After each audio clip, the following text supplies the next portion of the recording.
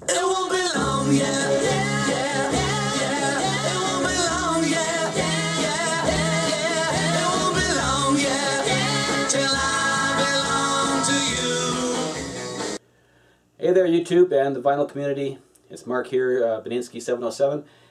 Today I'd like to do a response video to MeanMrMayo's 100 subs contest, where he asked you to show your favorite 5 Beatles albums and or Beatles members' solo albums. Before I get to that, I just want to say congratulations on your 100 subs. Very well deserved. I think you're probably one of the premier Beatles album collectors out there. You have a massive collection, and you have some amazing stuff that you've shown in your videos. And just want to say congrats. And I noticed on your channel this morning you're already at 176 subscriptions, so you're piling on the subs pretty fast. Congratulations. So without further ado, number 5 in my top 5. This one's been shown. I'm sure they've all been shown in their videos, but I noticed Long Lost LP Man showed this one, and I have to agree 100%. George Harrison's All Things Must Pass is just an absolute fantastic solo effort by George Harrison. Now, when the Beatles split up, they all did their own solo albums, but George Harrison's album was, of the 4, definitely the best, in my opinion anyway. At the time the Beatles broke up, you know, or any years leading up to that, Harrison was not allowed to really have one or more of his songs on any of the Beatles albums, so as a result, he was amassing this backlog of songs he'd written that he wasn't able to put onto the Beatles albums. And so by the time the Beatles broke up, he had a huge library of some fantastic tunes that he put on this album, All Things Must Pass, which is a 3-album set.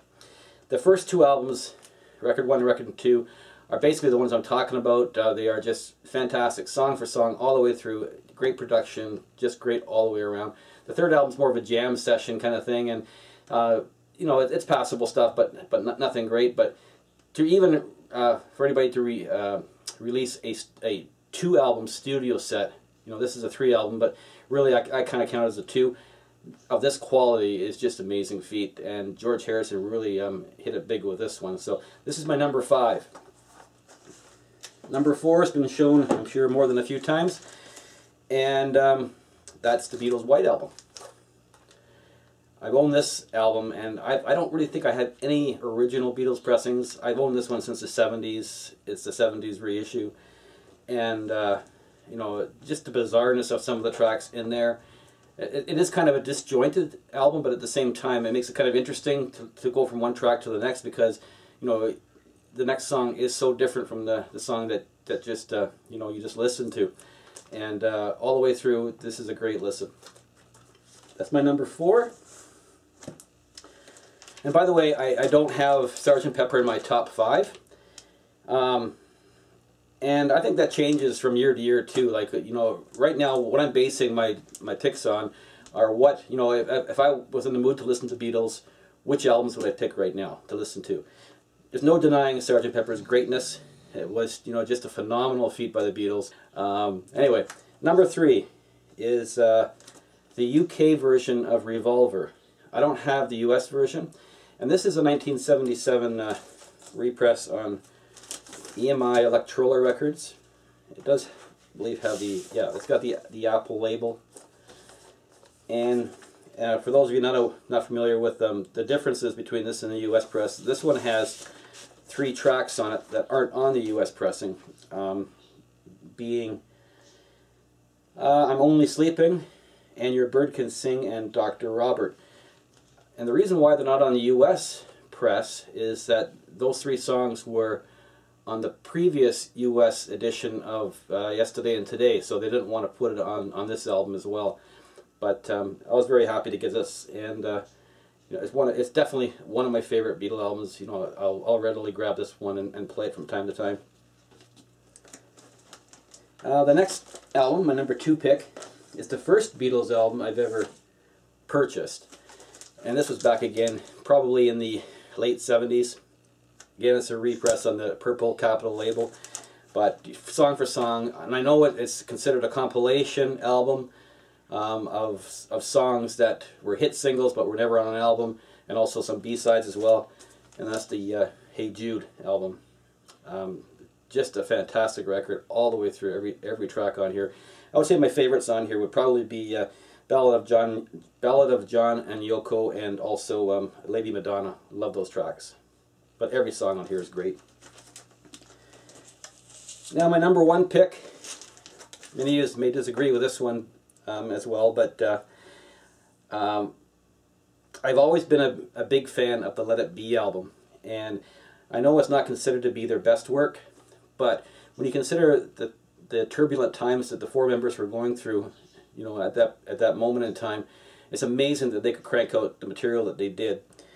And I find that album to be a lot more. It's definitely not as tight as, say, Sgt. Pepper, and the production-wise, it's not, you know, there's not as much detail in the production and all that. It's more, to me, it's more loose. It's more of a live feeling a little bit, and maybe not the best that they've ever played on a record, but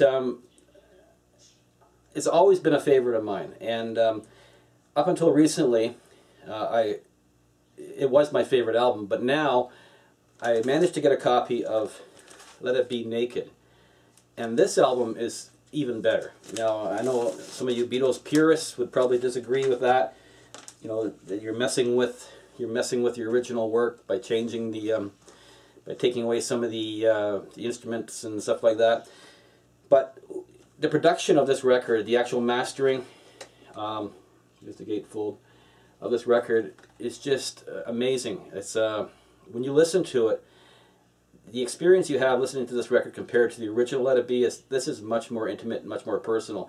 If you sit there, close your eyes, and listen to this record, it's like they're sitting right in the room with you. It's that up close and personal. The sound quality is just absolutely amazing. I believe it's on 180 gram. It doesn't really say it is, but it feels like it is. It's a heavy record. And ever since I've bought this about 3 years ago, you know, it's probably the Beatles album that I played the most. And it comes with a cool booklet as well. Lots of photos. Now, if you have the CD version of this, I think it's the same booklet, just a smaller version of it. Tons of photos in there all the way through, and the story leading up to this album.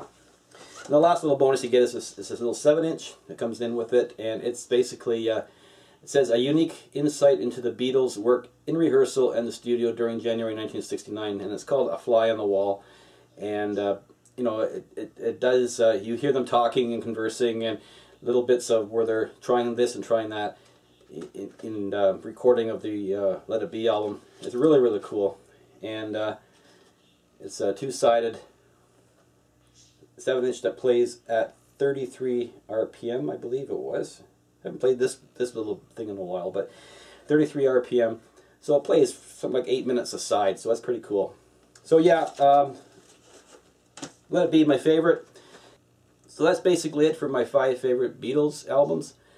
Congratulations again, Mean Mr. Mayo, and I'm sure you'll be getting many, many subs more. The way it's been skyrocketing right now, the sky's the limit. So take care, everybody in the VC, and we'll talk to you soon.